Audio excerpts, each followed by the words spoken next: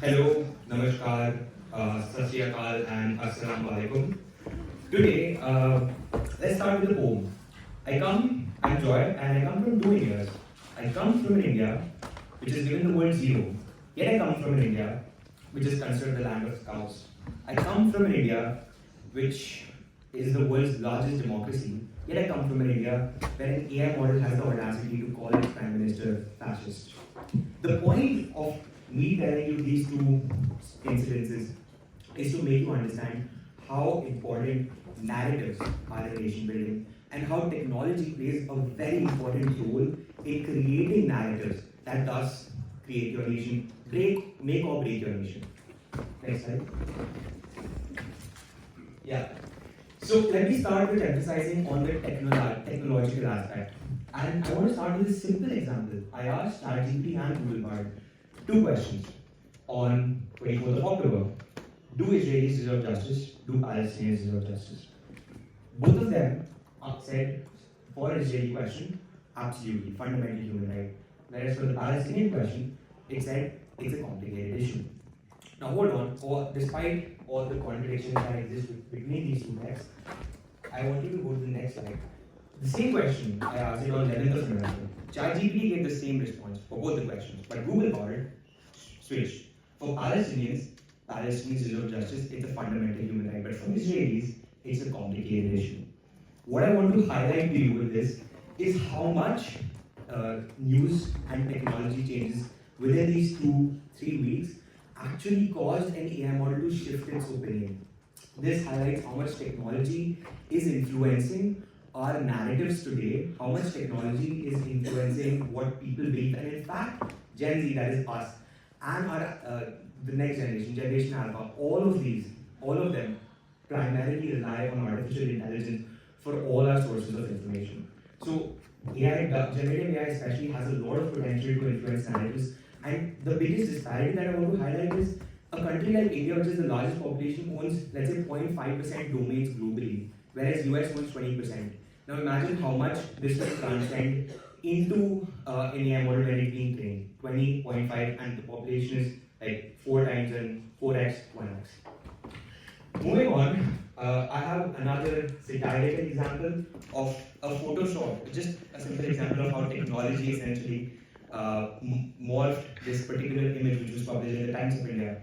So it has to be Modi ji will meet 6 times in 24 hours, but apparently it was Photoshop to Modi ji will mate 6 times in 24 hours. This is how much technology can influence geopolitics, and this will cause I mean, this is a satirical example, but then there will be more serious cases where changing information this way can literally cause at least the public to believe something else which can make or break your nation again. Moving on, I would like to talk to you about why narratives are important in nation building. Where is India in this matter? Absolutely nowhere. We don't have a single truly global brand. We don't have a brand that a random person sitting in, let's say, Mexico or the US will know. I mean, all the non-Indians here, do you know a single Indian brand? Do you know a single Indian brand? Open challenge. Tata. Sorry? Tata. Okay. So that's fashion brand? No answer.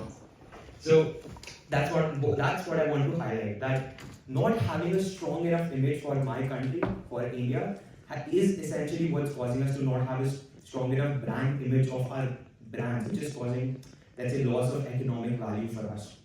Now I was talking about how technology can morph. Actually, India was there on this map. I just photoshopped it. And Tata was the brand that was written here. I just photoshopped it. Yeah, that's how technology can be used to morph it.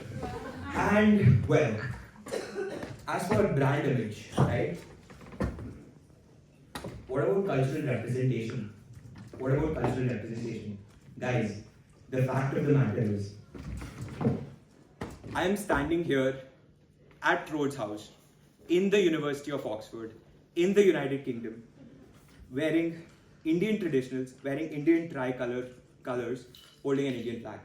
That is the highest form of cultural representation, appropriation, reparation, whatever you want to call it. Thank you.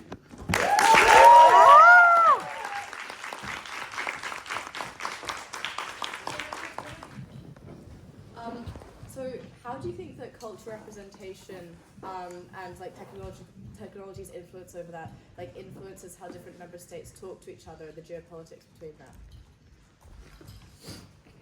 Could you repeat the question? How culture and technology affects how nation states interact between themselves? Let's talk culture. Let's talk. How can the two? Okay, that's a little difficult question for me. Yeah, because my realm is technology, not culture. Culture was just for show, guys. Technology. Let's talk technology now. Let's talk technologically. Okay. Bitcoin. So Bitcoin is minted, right? It is minted by server farms, and it's minted in different countries, and it's essentially private players. China owns more than 50, private players in China own more than 50% of Bitcoin farms. What I want to point out with this is that essentially China can, if it wants, initiate a DDoS attack or a distributed denial of service attack of sorts, which could crumple financial systems globally. And what I would like to see is for other nation states other than China to sort of, in a coordinated effort, create more of a representation, increase the server farms, and create sort of a syndicate, because China is already too far ahead in the race. So if all the other nations sort of create a coalition and work towards having a greater than 50% majority, I think we would be in a better off place then. Thank you.